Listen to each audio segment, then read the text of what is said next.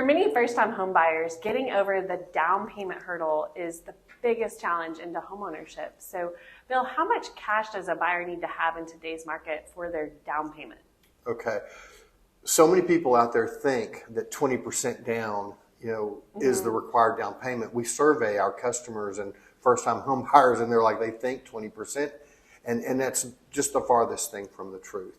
20% is the point in which you avoid mortgage insurance. And I think a lot of parents and generation in the past have said, look, if you can avoid the mortgage insurance, that's the best practice. So just save up until you got 20%.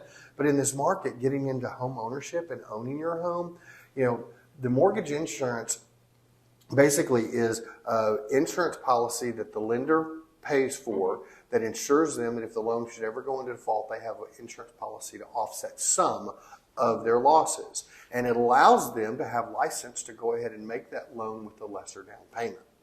And sometimes that mortgage insurance will go away, and in other cases, it'll stay on there for the life of the loan. But it does get you into home ownership.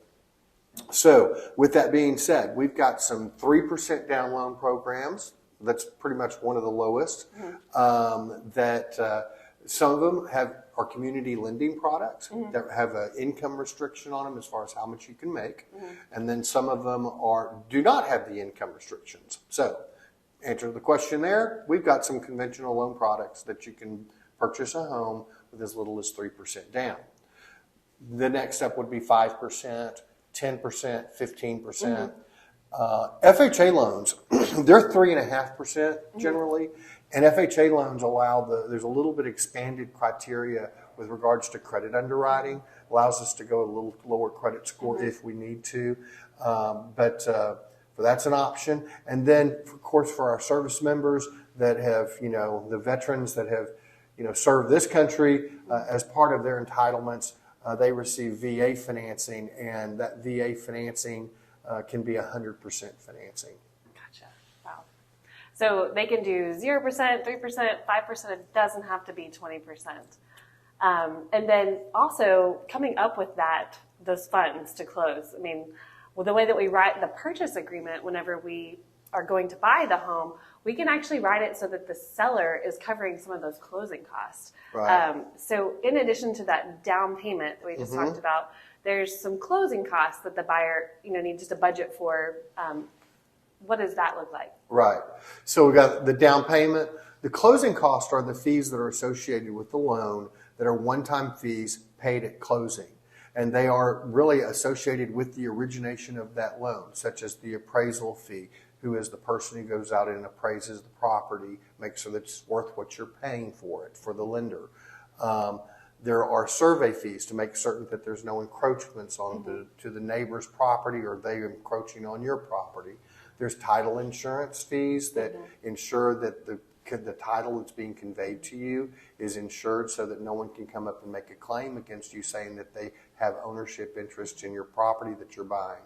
Plus there's lender fees. There is a processing fee, a lot of paperwork to get your loan to the closing table.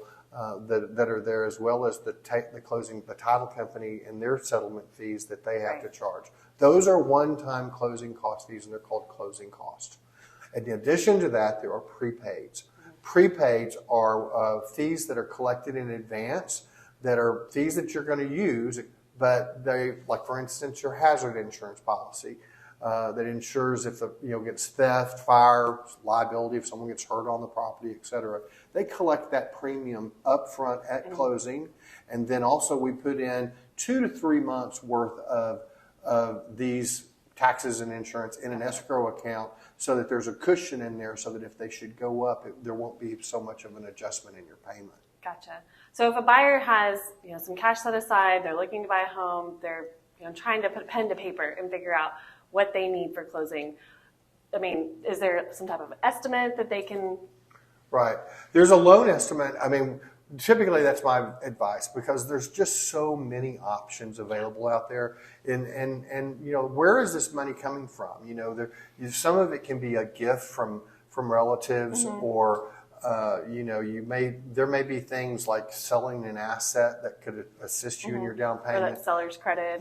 Gifts, selling assets, whatever. So I think the best thing to do is just give me a call. That's what I'm here to do, and that is to figure out what price range you're looking at, if you qualify in that range, and then let's do a loan estimate that's going to detail all the charges for you so that you'll know how much cash you need to close and who can bring it and from what sources the money can come from. Okay. So if you like the content that we're talking about and want more information or want to follow along for our next topics related to the modern home buying experience, please like and subscribe. And if you have any questions that you want us to specifically address, chat it into the comment section and we would love to address those in maybe one of our next sessions.